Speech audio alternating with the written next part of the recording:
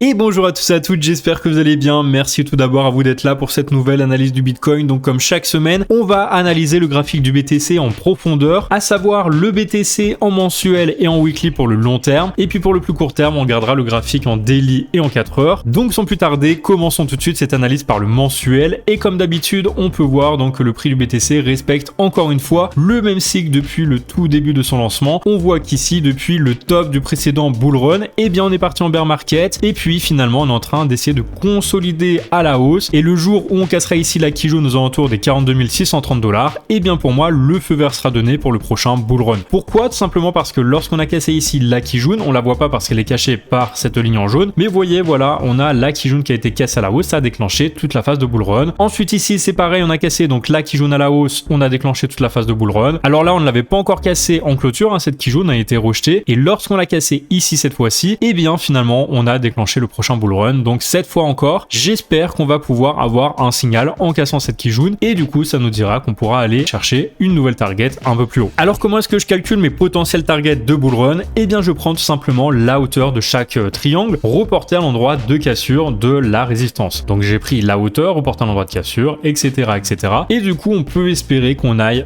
pour le prochain bull run chercher les 230 000 $ qui correspondent à la hauteur de ce triangle reporté à l'endroit de cassure. Maintenant, comme rien n'est sûr à 100%, je préfère sécuriser, et du coup j'ai également une deuxième façon plus sécurisée de calculer ma target, c'est en prenant tout simplement le point haut du bull run en prenant cette fois la mèche, le point bas en prenant la mèche du bas, et du coup ça nous donne l'extension de Fibonacci qui nous donne ici les 1,618 et les 1,414. À chaque fois on peut observer qu'on a bien touché ce niveau là puis ce niveau là. Ici pareil, donc ce niveau là puis ce niveau là. On est même allé à chaque fois un peu plus haut, mais c'est pour sécuriser, donc à chaque fois on a touché ce niveau là, ce niveau là. Donc on peut espérer que sur le prochain bull run on aille également toucher les 1,414 et les 1,618, donc les 125 000 $ minimum, et puis les 168 000. Ensuite, pourquoi pas les 230 000. Donc voilà, ce sont mes 3 targets potentiels pour le prochain bull run. Je prendrai une partie de mes TP ici, une partie ici et une partie ici, je l'espère. Donc voilà, passons maintenant au graphique hebdomadaire, donc le weekly. On voit que le prix évolue ici aux alentours des 29 452 $, ce qui correspond à ce niveau de résistance très important. Comme je le répète dans toutes mes vidéos, ça correspond tout simplement au bas du précédent bull run, donc le point bas, le support qui a permis à chaque fois au prix de rebondir et d'aller chercher un nouvel ATH. Lorsqu'on est passé en dessous, eh bien on était tout simplement repassé en bear market. Donc on peut espérer que lorsqu'on repassera au-dessus à l'intérieur de ce grand rectangle en bleu, on sera reparti en bull run. En tout cas, on aura réintégré le précédent range, et lorsqu'on réintègre un range, il y a de fortes chances ensuite qu'on ait assez de liquidité, qu'on a récupéré tout ici pour aller chercher un nouveau point haut, ou au moins le point haut ici des 69 000 $ environ, qui correspond au point haut du précédent bull run. Donc voilà, pour moi, si on repasse au-dessus du nuage de la SSB aux alentours des 31 800 $, il y aura de fortes chances qu'on s'en serve en support et puis qu'on parte vers ici ce haut de range à voir dans les prochaines semaines, les prochains mois, en tout cas d'ici la fin de l'année à mon avis, pas avant, parce que pour l'instant on est en train potentiellement de venir corriger, chercher cette Tenkan aux alentours des 28 300. Il faudra absolument la tenir, rebondir pour repartir et casser ce nuage avec force et des volumes. Si on ne casse pas ça, malheureusement le prix devrait continuer sa correction en direction des 25 684 $. Ça correspond à la Kijun ici également. La Kijun qui est quand même le niveau très important à conserver en support, parce que si on casse la Kijun, c'est un signal de vente et qui pourrait nous entraîner beaucoup plus bas. Pourquoi pas rechercher le niveau des 16 000, mais on n'y est pas, on en est quand même très loin pour l'instant. On est reparti depuis le début de l'année dans une tendance haussière.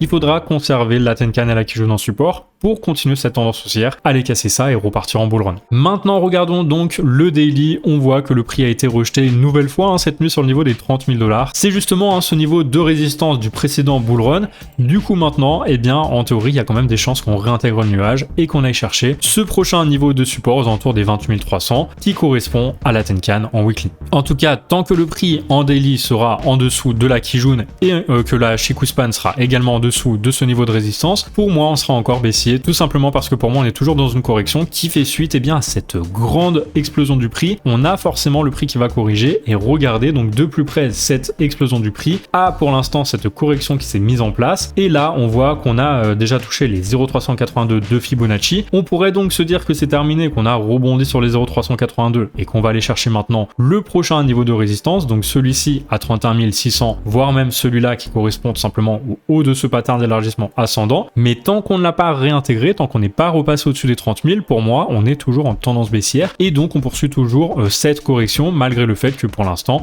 on essaye de rebondir. C'est normal qu'on rebondisse. On va chercher les personnes qui sont ici rentrées en short pour les piéger avant de prendre de la liquidité et de repartir vers un nouveau point bas. Pour moi, c'est comme ça que ça va se passer, sauf si on arrive à clôturer à l'intérieur, auquel cas, eh bien, il y aura des chances qu'on puisse aller chercher le haut du range ici aux alentours des 31 600, voire ce niveau, comme j'ai déjà dit, aux alentours des 32 000. Mais pour l'instant, tant qu'on ne clôture pas à l'intérieur, vous avez vu ici, on a été rejeté vraiment de façon massive avec ici un marteau inversé. Il y a des chances qu'on soit rejeté à nouveau et qu'on aille casser donc la Tenkan Kijun en direction de ce niveau-là, minimum, voire même le niveau des 28 090 qui correspond au 0,5 de Fibonacci. Donc voilà, vous avez tout mon plan sur le long terme et le court terme. J'espère que ça vous a été utile. En tout cas, n'hésitez pas bien sûr à me laisser des commentaires pour me dire ce que vous en pensez, quel niveau vous visez actuellement sur le court terme et le plus long terme. D'ici là, je vous invite également à liker cette vidéo si elle vous a été utile, à vous abonner si c'est pas déjà fait. Je vous souhaite une très belle fin de journée. Je vous dis à très bientôt pour une nouvelle analyse.